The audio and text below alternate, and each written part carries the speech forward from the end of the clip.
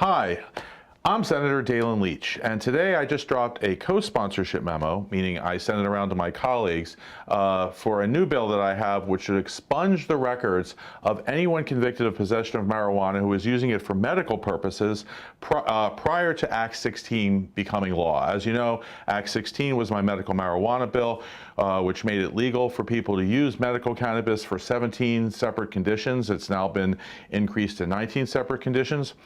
And it seems sort of gratuitously cruel to have people have a criminal record because they were using medicine to try to make themselves feel better for a condition that the legislature has approved just before they approved it.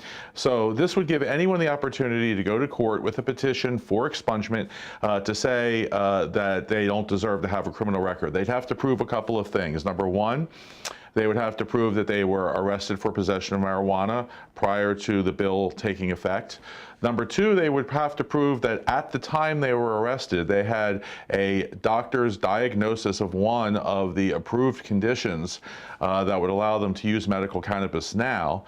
And three, that the use of cannabis at the time was for the sole purpose of remediating or ameliorating symptoms of one of the 17 conditions. And the last part would be decided by the court on the totality of the circumstances test. Now, if the court was convinced that this was all true, your record would be expunged. You can no longer be required to check a box to say you had a criminal conviction if that was the only conviction you had.